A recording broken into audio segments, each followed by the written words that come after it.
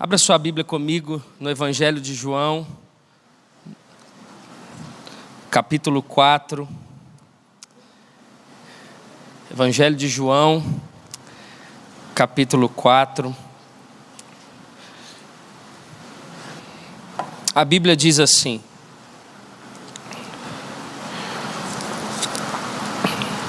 Nisso veio uma mulher samaritana tirar água. Disse-lhe Jesus: Dê-me um pouco de água. Os seus discípulos tinham ido à cidade comprar comida.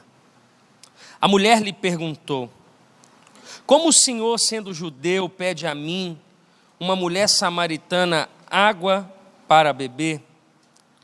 Eu quero voltar um pouquinho o texto para você. Eu quero que você preste atenção, na verdade, às falas de Jesus, tá bom? Vamos voltar aqui. A Bíblia diz assim, ó: Nisso veio uma mulher samaritana tirar água. Disse-lhe Jesus: Dê-me um pouco de água. Os seus discípulos tinham ido comprar comida. A mulher samaritana lhe perguntou: Como o Senhor, sendo judeu, pede a mim, uma samaritana, água para beber? Pois os judeus não se dão bem com os samaritanos. Jesus lhe respondeu: Se você conhecesse o dom de Deus, e quem lhe está pedindo água, você lhe teria pedido e ele te teria dado água viva. Disse a mulher: O Senhor não tem como tirar água e o poço é fundo. Onde pode conseguir água viva? Acaso o Senhor é maior do que o nosso pai Jacó, que nos deu o poço do qual ele mesmo bebeu, bem como seus filhos e o seu gado? Jesus respondeu: Quem beber dessa água terá sede outra vez, mas quem beber da água que eu lhe der nunca mais terá sede. Ao contrário, a água que eu lhe der se tornará nele uma fonte de água a jorrar para a vida eterna. A mulher lhe disse: Senhor, dê-me dessa água para que eu não tenha mais sede, nem precise voltar aqui para tirar água. E ele lhe disse: Vá, chame o seu marido e volte. Não tenho marido, respondeu ela. Disse Jesus: Você falou corretamente, dizendo que não tem marido.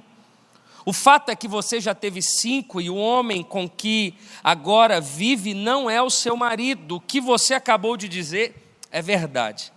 Disse a mulher: Senhor, vejo que é profeta. Nossos antepassados adoraram neste monte, mas vocês judeus dizem que Jerusalém é o lugar onde se deve adorar. Jesus declarou: Creia em mim, mulher. Está próxima a hora em que vocês não adorarão o Pai, nem neste monte, nem em Jerusalém. Vocês, samaritanos, adoram o que não conhecem. Nós adoramos o que conhecemos, pois a salvação vem dos judeus. No entanto, está chegando a hora, e de fato já chegou, em que os verdadeiros adoradores adorarão o Pai em espírito e em verdade. São esses os adoradores que o Pai procura. Deus é espírito e é necessário que os seus adoradores o adorem em espírito e em verdade. Disse a mulher: Eu sei que o Messias chamado Cristo está por vir. Quando ele vier, explicará tudo para nós. Então Jesus declarou: Eu sou o Messias. Eu que estou falando com você. A gente vai ler muita Bíblia hoje, amém? Então abra comigo agora Marcos capítulo 5, por favor. Volta um pouquinho atrás, Marcos capítulo 5. Eu quero ler com você a partir do verso 2. A Bíblia diz assim: Quando Jesus desembarcou, um homem com o espírito imundo veio dos sepulcros ao seu encontro. Esse homem vivia nos sepulcros e ninguém conseguia prendê-lo, nem mesmo concorrentes, pois muitas vezes lhe haviam sido acorrentados pés e mãos, mas ele arrebentara as correntes e quebrara os ferros dos seus pés. Ninguém era suficientemente forte para dominá-lo. Noite e dia ele andava gritando e cortando com pedras entre os sepulcros e as colinas. Quando ele viu Jesus de longe, correu, prostrou-se diante dele, gritou em alta voz: Que queres comigo, Jesus, filho do Deus? Jesus tinha ido encontrar com ele. Filho do Deus Altíssimo, rogo-te por Deus que não me atormentes, pois Jesus lhe tinha dito: saia deste homem, espírito imundo. Então Jesus lhe perguntou: qual é o seu nome? Meu nome é Legião, respondeu ele, porque somos muitos. E implorava a Jesus com insistência que não os mandasse sair daquela região. Uma grande manada de porcos estava pastando numa colina próxima. Os demônios imploraram Jesus: manda-nos para os porcos, para que entremos neles. Eu vou pular um pouquinho para a gente não estender, ok? Então, vamos a partir do verso 16. Os que estavam presentes contaram ao povo o que acontecera ao endemoniado e falaram também sobre os porcos. Então o povo começou a suplicar a Jesus que Jesus saísse do território deles. Quando Jesus estava entrando no barco, o homem que estivera endemoniado suplicava-lhe que o deixasse ir com ele. Jesus não permitiu, mas disse: vá para casa, para a sua família, e anuncie-lhes o quanto o Senhor fez por você e como teve misericórdia de você. Então aquele homem se foi e começou a anunciar em Decápolis o quanto Jesus tinha feito por ele. Todos ficaram admirados. Vai comigo agora em Lucas capítulo 18, por favor. Lucas capítulo 18. Eu quero ler com você uma história também muito conhecida do jovem rico, do homem rico. Certo homem, verso 18, Lucas 18, 18, diz assim: certo homem importante lhe perguntou: bom mestre, que farei para herdar a vida eterna? Porque você me chama bom, respondeu Jesus. Por que você me chama bom, respondeu Jesus? Não há ninguém que seja bom, a não ser somente Deus. Você conhece os mandamentos: não adulterarás, não matarás, não furtarás, não darás falso testemunho, honra o teu pai e tua mãe. E a tudo isso tenho obedecido desde a adolescência, disse ele. Ao ouvir isso, disse Jesus: falta-lhe ainda uma coisa, venda tudo o que você possui, dê dinheiro aos pobres, e você terá um tesouro nos céus. Depois venha e siga-me. Ouvindo isso, ele ficou triste porque era muito rico. Vendo entristecido, Jesus disse: como é difícil os ricos entrar no reino de Deus. De fato, é mais fácil passar um camelo pelo fundo de uma agulha do que um rico entrar no reino de Deus. Os que ouviram isso perguntaram: então, quem pode ser salvo? Jesus respondeu: o que é impossível para o homem é possível para Deus. Pedro lhe disse: nós deixamos tudo o que tínhamos para seguir. Vamos voltar lá em Mateus capítulo 9, por favor. Aí eu vou encerrar a pregação e a gente vai embora, porque a Bíblia já falou com a gente, amém? Mateus capítulo 9. Mas seria bom a pregação um dia só para ler Bíblia, amém? Não, né? Tá bom. Mateus capítulo 9, eu quero ler com você o verso de número 9 em diante. Saindo Jesus, viu um homem chamado Mateus sentado na coletoria e disse-lhe: siga-me, Mateus, siga-me. Mateus levantou-se e o seguiu. Estando Jesus em casa, foram comer com ele e seus discípulos muito publicanos e pecadores. Vendo isso, os fariseus perguntaram aos discípulos dele: por que o mestre de vocês come com publicanos e pecadores? Ouvindo isso, Jesus disse: não são os que têm saúde que precisam de médico, mas sim os doentes. Vão aprender o que significa isso. Desejo misericórdia, não sacrifícios, pois eu não vim chamar justos, mas pecadores. Amém. Glória a Deus. Pai, fala com a gente ama a Tua palavra, a gente ama a Bíblia, a gente ama ser ensinado por ela, a gente ama sair do culto de domingo convicto do chamado, da vocação, daquilo que o Senhor nos chamou para fazer. Por isso, fala com a gente, comigo, que sou pastor nessa casa, pelos pastores que estão aqui, líderes de GC, por todas as ovelhas que estão aqui, os que nos visitam, todos nós possamos sair daqui mais cheios da Tua palavra, no nome de Jesus, e que Jesus receba toda a honra e glória dessa mensagem. Amém. O tema dessa mensagem é diálogo. Não sei se já está aqui. Bom,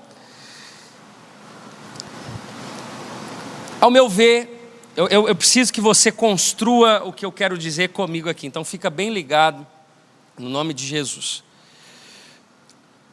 Ao meu ver, existem 3 pecados que dominam a humanidade nos dias de hoje. O primeiro deles, sem dúvida, é o orgulho.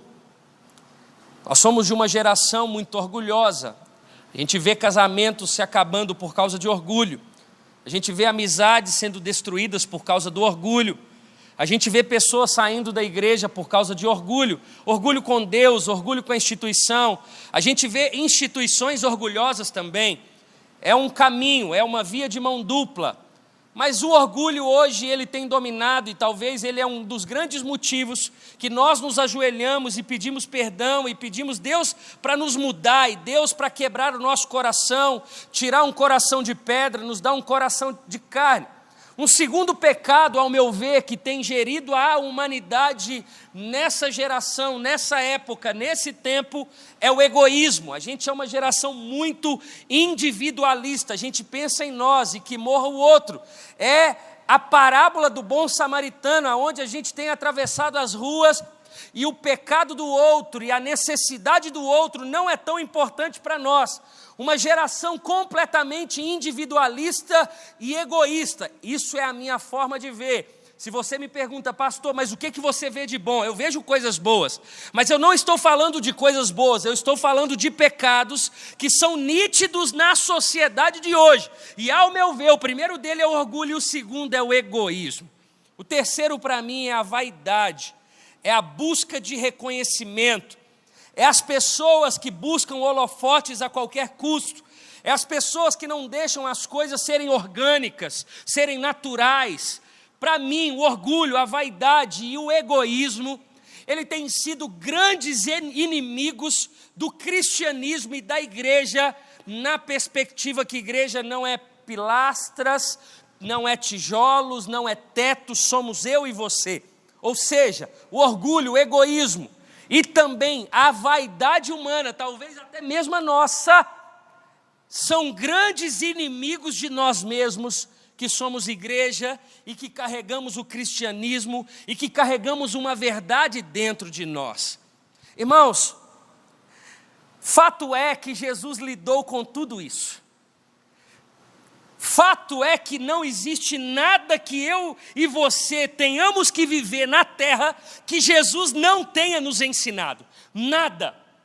Qualquer tipo de exemplo de como lidar com pessoas, de como se comportar dentro de casa, de como ser um empresário, de como lidar com dinheiro, de como eu devo me portar na sociedade, de como eu devo enxergar o necessitado, Jesus ele nos ensinou com a sua própria vida.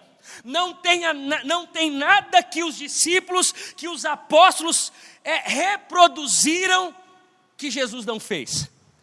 De fato, eles reproduziram algo que Jesus fez. Eles não inventaram. Tem gente que fala assim, olha a vida de Pedro, olha a vida de Paulo. Não tem nada que Paulo tenha feito que Jesus não fez. Não tem nada que Pedro tenha feito que Jesus não foi o maior exemplo. Na verdade, esses apóstolos e esses discípulos, nada mais eles entenderam o significado e o verdadeiro cristianismo na prática.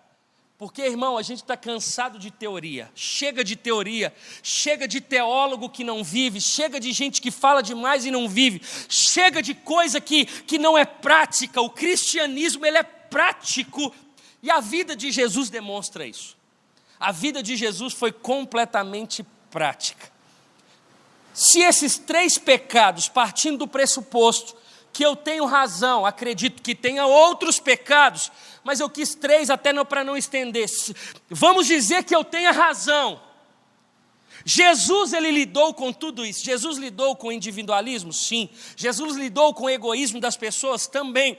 Jesus lidou com pessoas que queriam reconhecimento a qualquer custo? Jesus, olha, pode tirar qualquer coisa, mas deixa o meu filho, um sentar à sua direita e o outro à sua esquerda. Jesus ele lidou com vaidades o tempo inteiro.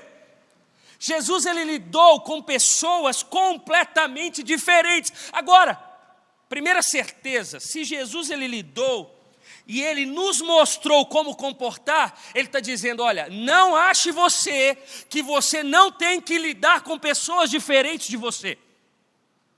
Não ache você que é uma coisa de outro mundo que você não precisa e que você faz o que você quer e que você não tem que lidar com gente que pensa diferente de você, não somente com gente que pensa diferente, com uma sociedade pluralista, com uma sociedade fatiada, com uma sociedade culta e pela sua cultura, pelo seu conhecimento que fatia e fatia muito mais a sociedade. Você entra dentro de uma universidade achando que você sabia uma coisa, chega lá, a sua cabeça abre e você sai muito mais culto, pensando mais coisas, cheios de conceitos e convicções. Fato, irmãos. A gente sabe que é assim. E Jesus, ele lidou com todo tipo de gente. Nós acabamos de ler 4 textos e eu poderia ler aqui 20, 30, 40 textos do cristianismo lidando com diferentes tipos de pessoas. O primeiro deles, o exemplo foi de Jesus chegando a uma mulher pecadora. Talvez, se a gente pudesse parafrasear e eu fosse muito criativo na história, essa mulher, ela era uma que rodava bolsinha na esquina. Ela já tinha tido 5 maridos, e o homem que ela tinha, na verdade, ela estava juntada. Na verdade, aquela mulher, ela tinha uma fragilidade, talvez, na sua vida sexual, no seu comportamento sentimental. Agora, intencionalmente, Jesus chega ali para conversar com aquela mulher. Você percebe que Jesus, ele não chega para aquela mulher e fala assim: olha, você conhece o reino de Deus? Se você não conhece, você está toda errada e você precisa conhecer, e essa é a verdade absoluta. Não. Jesus chega para aquela mulher e fala assim: você pode me dar um pouco de água? Irmão, eu fico impressionado com a educação de Jesus, com a intencionalidade de Jesus, com a sabedoria de Jesus. Ele chega para aquela mulher e fala assim: você pode me dar um pouco de água? Tipo assim, olha, eu não sei como conversar essa conversa, se eu estou vendo ela buscar água, eu vou começar essa conversa falando de água.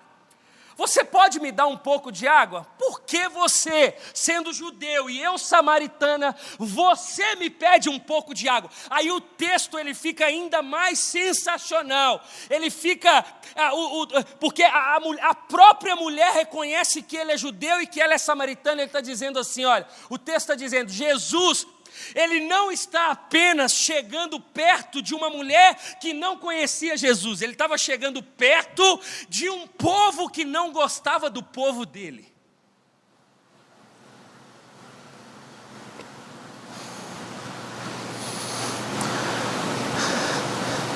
É você chegando para puxar assunto com uma nação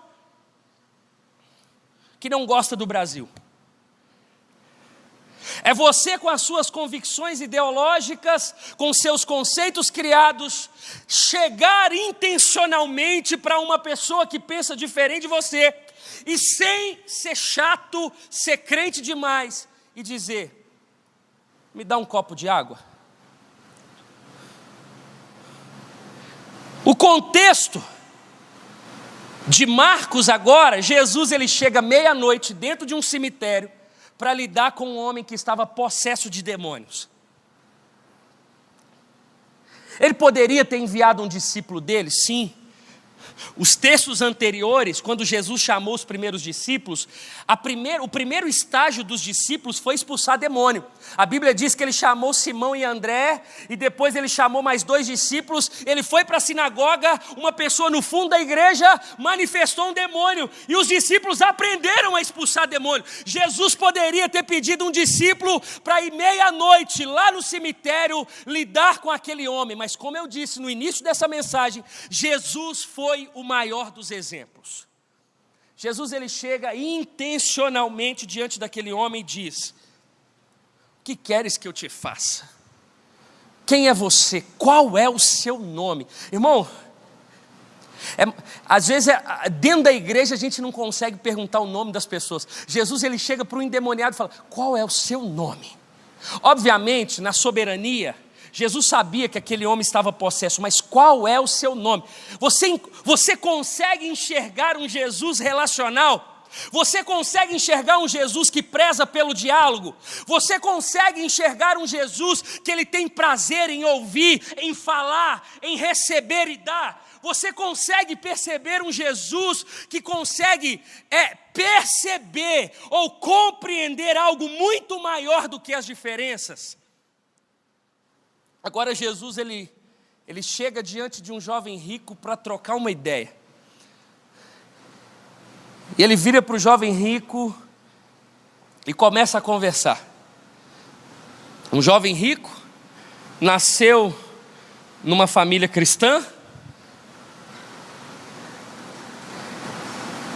serve o Senhor, mas está com dúvida da sua salvação. Ele vira para Jesus e fala: ok, eu honro meu pai, eu não mato, eu não roubo, eu não faço nada dessas coisas, o que eu preciso? Jesus, olha, faça isso. Não, isso eu já faço. Tá, deixa eu tocar naquilo que te consome, deixa eu tocar no seu Deus. Vende tudo que você tem e dê aos pobres. Você entende que é uma conversa? Você entende que no início da conversa, Jesus, olha, eu sei do seu coração, o seu coração não é meu, se você morrer hoje, você vai para o inferno, e deixa eu te dizer uma coisa, você está todo errado. Não, Jesus ele propõe um diálogo, Jesus ele expõe algo que é a vontade do Pai, mas ele não expõe com palavras fora do lugar, com palavras grosseiras, com falta de sabedoria, não. Jesus ele sabe conversar, Jesus sabia dialogar. Agora, irmãos, se tem alguém que tinha o direito de ser radical, o nome dele é Jesus. Cara, na soberania eu sei que daqui a alguns dias eu vou morrer por vocês, e você quer conversa comigo, ó, raça de víbora, vai todo mundo para o inferno, ou você converte ou não tem conversa. O cara que tinha direito para ser radical, o nome dele é Jesus, e ele propunha diálogo, conversa. E a gente quer chegar dentro da nossa família, a gente quer chegar dentro do nosso trabalho e quer enfiar um Jesus goela abaixo das pessoas. A Bíblia vai dizer que Jesus ele era o cara do diálogo. Agora, quando Jesus ele chega perto de Mateus, cobrador de imposto, cobrava imposto dos judeus para entregar o Império Romano, cheio do dinheiro, porque a gente está lidando com um homem rico também, um agiota, alguém que pegava, que não tinha, ele não comprava essa banqueta por 10 reais e vendia a 20, não, ele não tinha matéria-prima, ele não precisava de estoque, ele só recebia. Ok, eu preciso passar 10% para o Império Romano, eu te cobro 50, 40 está limpo, eu devolvo 10. Eu não preciso comprar, eu não preciso de mercadoria, eu não preciso de nota fiscal, eu não preciso pagar imposto, todo o dinheiro que chega é meu. A gente está lidando com um homem rico, e Jesus agora chega perto daquele homem rico e fala assim: olha, eu estou com vontade de jantar com você. E outra coisa, eu não quero jantar só eu e você, chama os seus amigos. E Mateus chama os outros cobradores de impostos, e agora a gente depara com Jesus sentado na mesa com pecadores, e os próprios discípulos enxergando tudo o que Jesus tinha feito e tudo o que ele estava fazendo, eles questionaram Jesus. O que eu quero dizer? Que desde o início, Jesus ele propõe diálogo, e os seus discípulos não. Desde o início, Jesus é o Deus do amor, da compaixão, do ouvido. Jesus é o Deus que Ele quer saber o seu nome, como você está. Ele quer saber os seus conceitos, Ele quer saber as suas ideologias. E aqueles que se dizem seguidores, esses não têm paciência para o diálogo. Aí eu entendi, irmão, por que eu não tenho, por que você não tem? Se os discípulos direto que estavam vendo, não tinha paciência para o diálogo, a gente vai ter? É por isso que você, talvez, usa da sua rede social para acabar com o irmão. Porque você não tem paciência para o diálogo. Por isso que o seu conceito é verdade absoluta, porque você não tem paciência para sentar na mesa. Por isso que o outro para você, olha, é sem chance. Por quê? Porque Jesus propõe diálogo, mas a humanidade corrompida não. A humanidade corrompida, ela quer sair do culto, ela quer passar no primeiro McDonald's, e ela quer entrar num drive-thru, e ela quer levar o seu sanduíche sem precisar sentar numa mesa. Desde o início da história, Jesus está propondo diálogo e os seus seguidores não. Desde o início da história, Jesus ele quer ouvir as pessoas, independente do seu pecado, mas os que seguem não. E é Jesus lidando com o egoísmo. E é Jesus lidando com o orgulho. E é Jesus lidando com a vaidade. Agora, irmãos, o fato de propor diálogo não quer dizer que você compactua, ou não quer dizer que você será influenciado, porque Jesus, o fato de Jesus propor diálogo, e é o que Ele nos propõe nessa noite, eu preciso muito da sua atenção, é porque Jesus ele tem uma visão, Jesus ele tem um conceito, e esse conceito e essa visão é a visão da criação, é a visão de Deus, é a visão do cristianismo, é a visão da redenção, é a visão da morte e da ressurreição.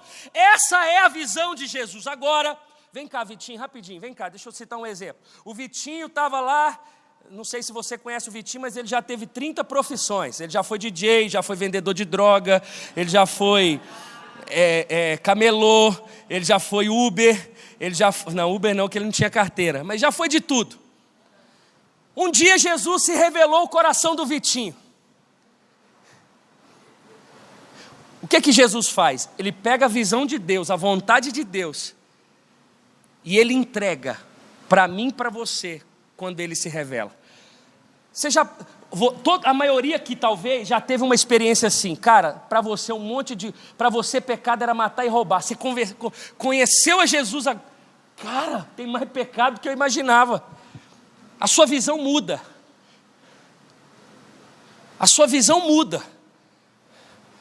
por quê? Porque você passa a viver a visão do reino, você passa a viver a visão de Deus, a sua ótica muda, e agora você não pensa como você pensava. Então foi enxertado no Vitinho uma visão do reino de Deus, uma visão de Deus, uma visão que veio com a revelação de Deus, e agora o Vitinho pensa de uma outra forma, pelo menos deveria. Ele precisava enxergar o pobre como Jesus enxerga. Ele precisava enxergar o rico como Jesus enxerga. Ele precisava olhar para a humanidade como Jesus enxerga. Por quê? Porque a visão de Deus foi dada a ele. Porque agora Cristo vive, existe um Espírito Santo dizendo assim, olha, não é desse jeito, a sua carne está gritando, olha, volta os seus olhos à cruz, e você vai perceber a visão de Deus para essa situação.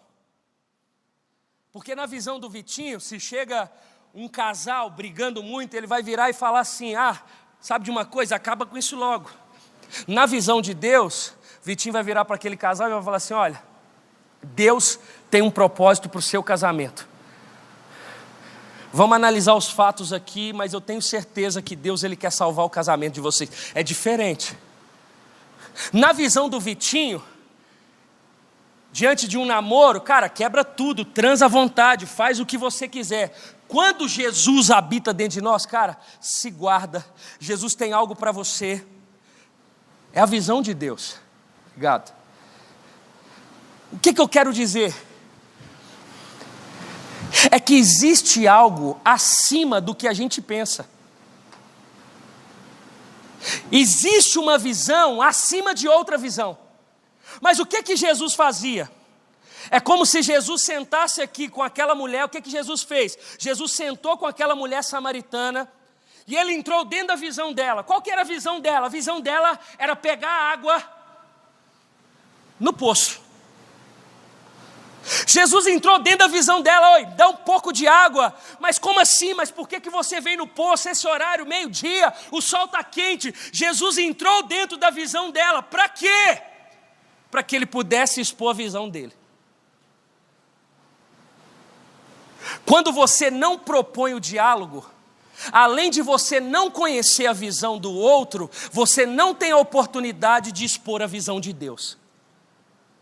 Porque só na mesa, só no olho, só diante do respeito e do amor, a gente tem a possibilidade de compartilhar uma visão. Cara, me fala sobre você, me fala sobre a sua família. Cara, que curso você faz na faculdade? Como foi a sua experiência? Me diz como tem sido para você. Cara, eu vi que você tem filhos. Como tem sido para você ser pai? Entra na visão do cara. E quando, a partir do diálogo, quando por meio do diálogo, você já ganhou a confiança por ouvir, você compartilha a sua.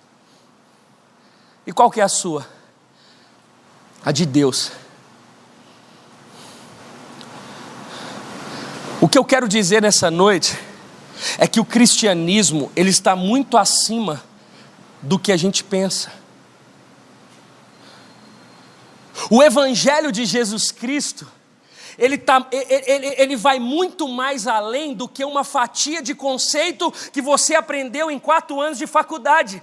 E você acha agora que é o dono da história, e você acha que você vai mudar o mundo. O que eu quero dizer, e o que Jesus nos ensina nessa noite, é que Jesus ele fazia questão de chegar perto da mulher samaritana, do cobrador de imposto, do endemoniado, do jovem rico e de tantos outros, para, por meio do diálogo, mostrar que humanamente,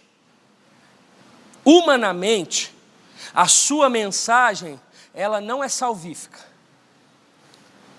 Mas humanamente, você consegue ter respeito e amor.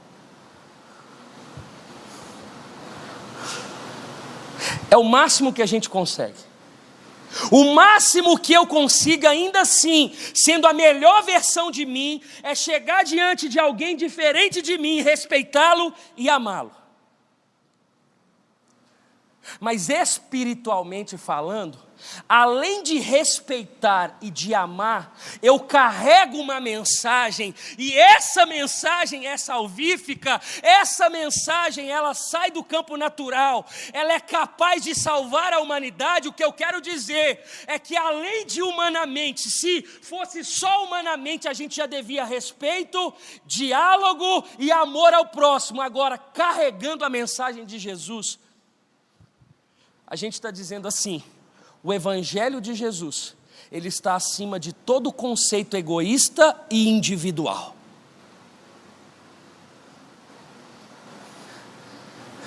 Se Jesus, sendo judeu, encontra com uma mulher samaritana, que era um povo diferente dele, que fazia coisas diferentes do que ele faz, ele era santo, ela era pecadora, ele era homem, ela era mulher, ele não poderia encontrar com ela no lugar público, e ele chega diante dela. Irmãos, se Jesus propõe diálogo, se Jesus propõe mesa, se Jesus sabe lidar com gente diferente da gente, se Jesus respeita, seja o gay, seja o negro, seja o branco, seja o idoso, seja a criança, seja o presidiário, seja o rico, se Jesus ele respeita, quem somos nós para excluir alguém?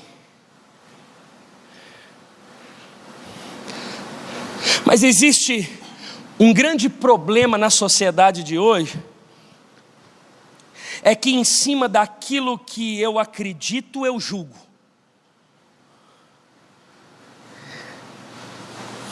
Em cima daquilo que eu acho que eu tenho conhecimento, eu me limito. Em cima daquilo que eu acho que eu estudei suficiente, eu crio tudo até ali. Exemplo prático. Eu sou um cristão empresário rico. Eu consigo enxergar o evangelho só na perspectiva corporativa. Para mim, Ser crente é sinônimo de ser abençoado, então o evangelho me faz ser rico. Eu posso enxergar o evangelho numa perspectiva social, aonde eu acho que importante é só o pobre. Eu posso enxergar o evangelho numa perspectiva política. Não, porque Jesus era de direita. Não, porque Jesus era de esquerda. Eu posso enxergar conforme aquilo que eu acho que eu conheço. Mas a gente não consegue entender que o evangelho está acima disso. Que Jesus era o próprio evangelho encarnado. E ele lidava com gente de todo segmento. É a maior prova para mim que o cristianismo está acima da sua fatia. Jesus Cristo é o Deus do todo. A prova do próprio cristianismo em carne e osso, sendo o maior dos exemplos. Ele lidava com todo tipo de gente. Ele está dizendo assim: eu estou acima de tudo. Não se limite na sua fatia. Não se limite no rótulo das pessoas. Porque o propósito de Jesus nunca foi jogar holofotes em rótulos, mas na mensagem. E ele era a própria mensagem.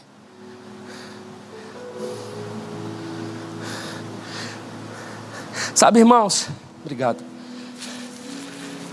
Sem a gente perceber, a gente é assim. A gente entra numa igreja, não vou falar dessa aqui não, eu falo de mim. Vou citar exemplo meu, e se você achar que serve para você, enfim. Eu sou tendencioso a chegar numa igreja e falar assim: essa igreja não é para mim, mas quem disse que ela deveria ser? Eu sou tendencioso em chegar numa igreja e falar assim: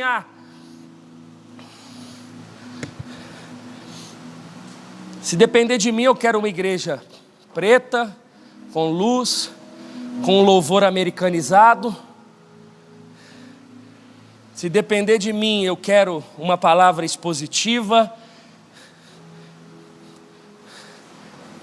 E eu passo a não saber lidar com uma igreja branca, com uma igreja mais tradicional, com alguém que prega um evangelho ou expõe de uma forma diferente de mim. Aí o que eu faço? Eu vou na rede social, em cima do meu conceito, eu começo a denegrir o que faz diferente de mim. Agora, eu sou seguidor de Jesus. Eu estou dizendo, você é meu maior exemplo. Mas quando a gente olha para a vida de Jesus, Jesus não ia para a rede social. Não é porque não tinha, porque Jesus era da mesa, Jesus era do diálogo. Jesus não era da exposição. Jesus era aquele que falava assim: ok, eu quero te entender, para que você me entenda. Só que ele era o Salvador. A mensagem que a gente carrega, ela salva. Irmão, querendo ou não. Obviamente não falo isso para a sua glória, e nem para a minha. Mas a mensagem que a gente carrega, ela salva. A mensagem que a gente carrega, ela transforma. A gente que faz, não. É Deus que faz. Mas a gente carrega. A gente carrega. Pode chegar um cara pós-doutorado e vir conversar. Irmão, humanamente ele vai me destruir. Mas eu carrego uma mensagem. Mas se eu entendê-lo,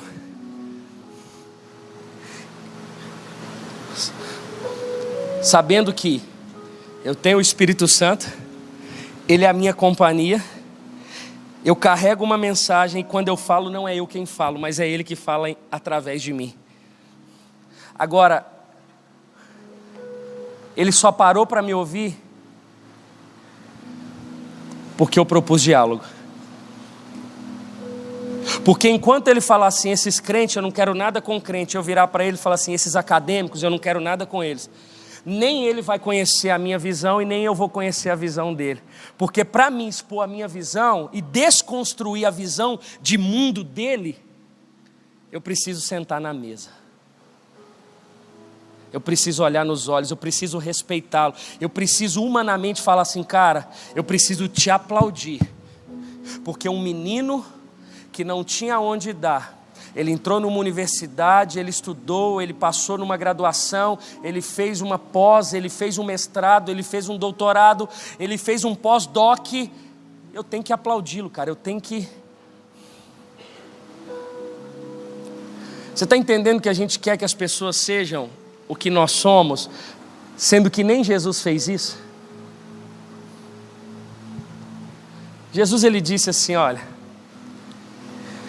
ok, eu já entendi. Jesus já estava na conversa, irmão, já tinha ganhado ela já tinha dado água, eles já estavam trocando ideia ali, já estava tudo certo, e Jesus falou assim, olha, eu acho que eu já tenho liberdade para te falar, eu sei de uma água que se você tomar, você nunca mais terá sede. Você entende que Jesus precisou ouvir para depois ele falar do que ele carregava? O que ele carregava? A mensagem do Pai, o reino de Deus, a mensagem que ia salvar aquela mulher, como salvou, de pecadora a missionária, do endemoniado a missionária em Decápolis.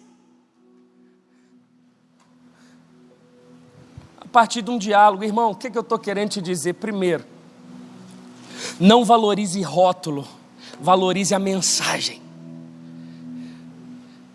Segundo, para que o reino de Deus seja estabelecido, então, a partir de um diálogo, aqueles que carregam uma mensagem que transforma, me traz uma certeza, ou na verdade um conselho: cuide mais do que nunca da sua vida espiritual.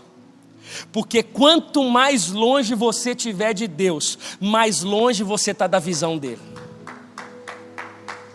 Mais longe, mais distante da visão de Deus você está. Com menos discernimento você tem, você não consegue compreender o reino, você não consegue chegar numa família toda confusa, e por meio da graça de Deus que Ele te dá, e a graça salvífica, você não consegue trazer luz ao caos. Você não consegue. Aí você fala, não, irmão, porque você está tão distante de Deus.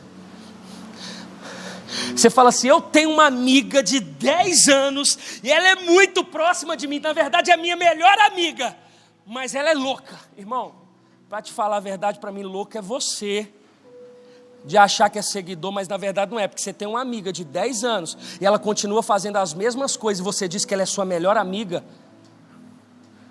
Ou você não está anunciando a mensagem que você carrega. Eu não estou excluindo aqui um propósito de Deus, eu não estou dizendo isso, mas é impossível alguém que esteja do nosso lado não ser influenciado por Deus, pelo Deus que nós carregamos.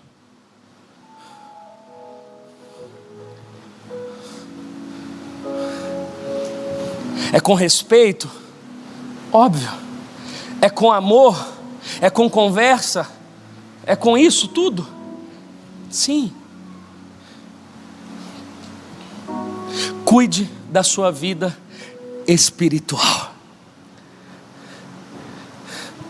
Não se acomode achando que está tudo bem. Se é crente está tudo certo, irmão, com um pecadinho aqui, outro ali. Não se acomode com isso, cara, vai buscar Deus. Entenda que você é dependente de Deus. Vai para o joelho, não passa um dia sem buscar a Deus. Leia a palavra com vontade de aprender. Não leia por ler, não. Entenda a visão de Deus. Agora, quando você entende a visão de Deus, você não vai excluir, você vai dialogar. Deus sempre vai propor diálogo. Pastor, mas meu pai é beberrão, meu pai é isso, a minha mãe, meu primo. Cara, chama para o café. Conversa. Obviamente tudo que eu falei aqui é cosmovisão, mas na prática, para de usar daquilo que talvez o próprio Deus tenha te dado para destruir alguém, até mesmo para destruir alguém que pensa diferente de você, ou uma ideologia diferente da sua. Porque por trás de um Twitter tem uma pessoa, e essa pessoa está morta por não conhecer a Jesus. Não gere expectativa em quem está morto, em quem não conhece a Jesus. Senta na mesa, Pastor, mas é muito distante. Então deixa quem está perto para sentar, porque está cheio de gente perto de você, que Deus está colocando uma mesa, mas você quer quem está longe.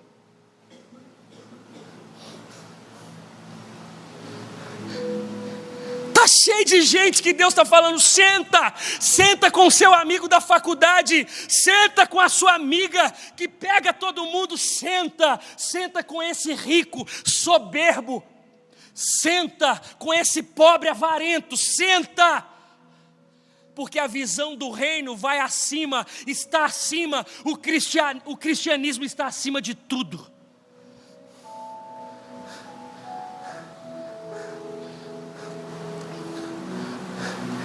Tem pobre soberbo e tem rico humilde, mas tem muito mais rico soberbo.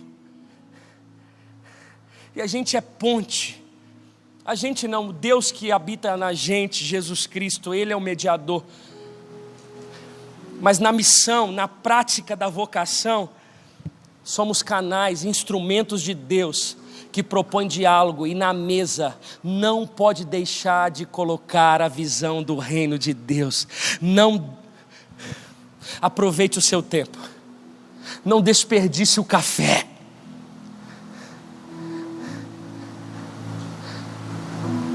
A sentada no sofá, a visita na casa, não. A gente não tem tempo para perder. Jesus, ele foi intencional com a samaritana, com o gadareno, com o jovem rico, com o cobrador de imposto. A gente poderia citar tantos outros exemplos. Agora você há de concordar comigo que todos eles viviam uma realidade de vida diferente da de Jesus. E eles saíram dali apaixonados por Jesus. Por quê? Porque ele foi grosso? Não. Porque ele propôs diálogo. Então você há de concordar comigo que o diálogo nessa geração é a grande ferramenta de salvação.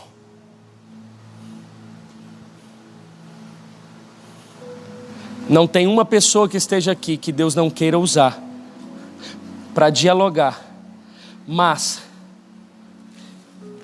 existe uma verdade dentro de você, e essa é inegociável. O diálogo não propõe influência da parte que não agrada ao Senhor. O fato de eu sentar não quer dizer que eu vou compactuar. O fato de eu sentar é apenas uma oportunidade que Deus está me dando. Na verdade, Ele comigo, companhia, Espírito Santo, de compartilhar o coração do Pai. E o coração do Pai fala assim: cruz. O Evangelho só tem uma mensagem, gente: a morte e a ressurreição. Só isso. A crucificação e a ressurreição. Só isso. É essa verdade que faz eu e você estar aqui. É essa verdade que faz você levantar todo dia para ir para o trabalho. É essa verdade que faz você respirar todo dia.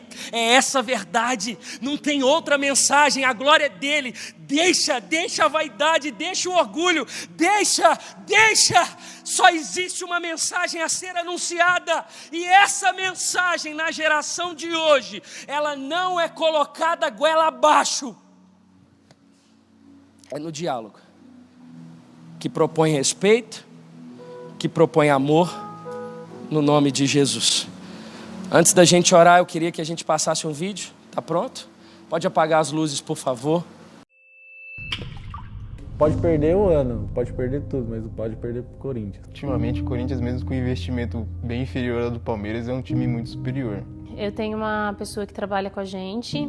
O meu trabalho é bem intenso, então muitas vezes eu não consigo assim dedicar. E daí eu cuido de todas as coisas na casa dela, cuido da Isabela também, né, que é a filha dela. A maneira com que eu me visto, ela dá credibilidade para o que eu faço. Nossa, ter que usar terno e gravata não é muito minha vibe, não. E a nossa democracia, a nossa liberdade está indo embora. Eu sou o líder da resistência. Eu tenho o direito e o dever de gritar para todo mundo ouvir. Nessa polarização eu defendo o lado da direita. Mas eu já percebi o comportamento estranho das pessoas pela minha presença, entendeu? Pelo fato de ser um pouco mais diferente. É claro que na minha infância era tudo muito diferente. Porém, as pessoas mudam com o tempo, seus gostos, suas preferências. Para mim é muito importante eu manter essa rotina de treino, porque eu sinto um bem-estar muito grande quando eu me exercito. Às vezes, por exemplo, faço alguns exageros, aí eu já sei que eu tenho que moderar depois, né?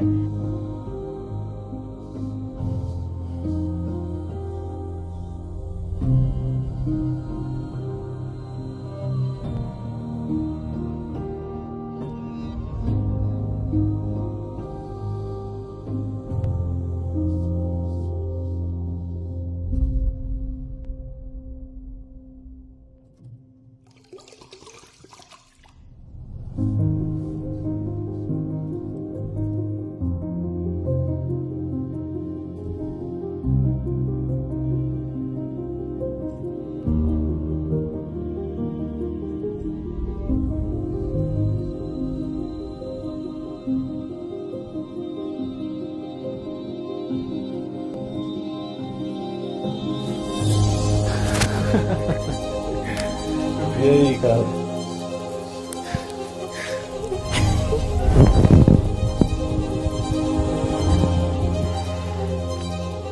E aí, fera?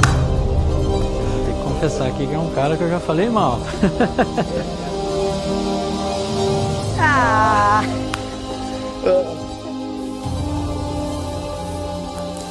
Prazer, Kaique.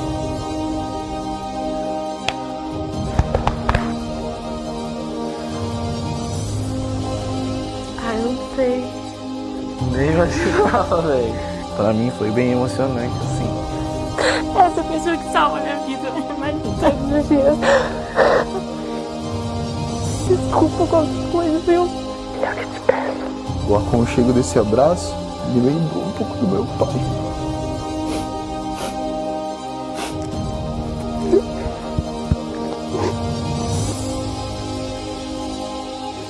Um abraço de pé.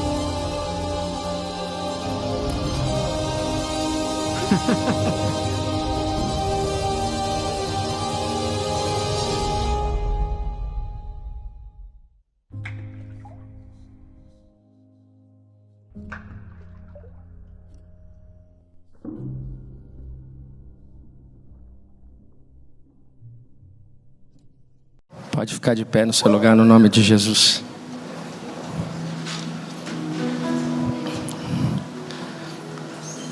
Deixa eu dizer algo para você.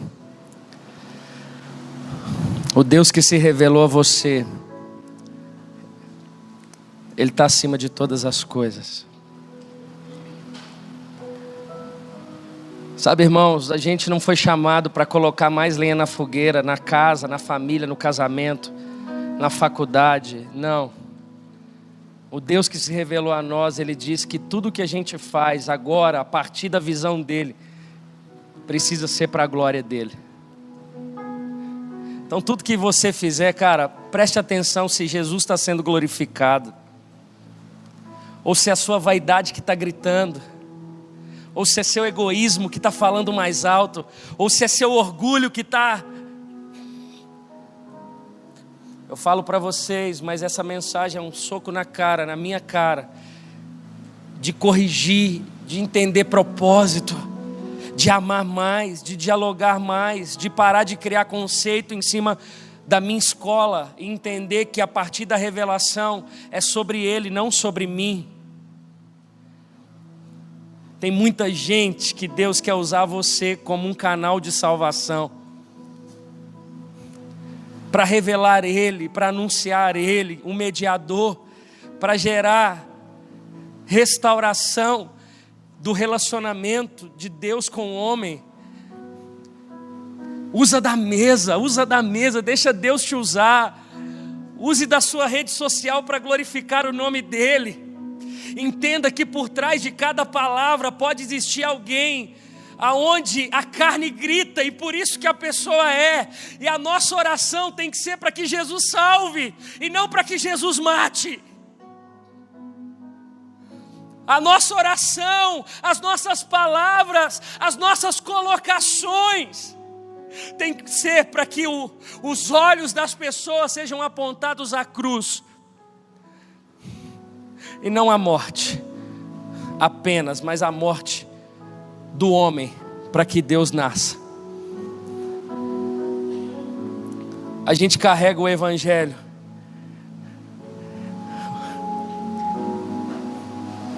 A gente carrega a mensagem mais poderosa do universo. E Deus quer usar você, Deus quer usar a nossa casa, Deus quer usar a Lagoinha Savassi. Irmãos, isso aqui não é sobre política, essa mensagem é apenas uma exposição da vida de Jesus. Isso aqui não é sobre nada, isso aqui não é recado, isso aqui não é nada. Isso aqui é a forma como eu penso igreja. E como pastor, Deus me confia a compartilhar aquilo que Ele fala comigo. Respeito e amor acima de tudo, diálogo. Ame o diferente de você, seja intencional, cara. Mas eu jamais faria isso na sua humanidade, na sua carnalidade, jamais você faria. Mas como você conheceu a verdade, Deus te quer lá.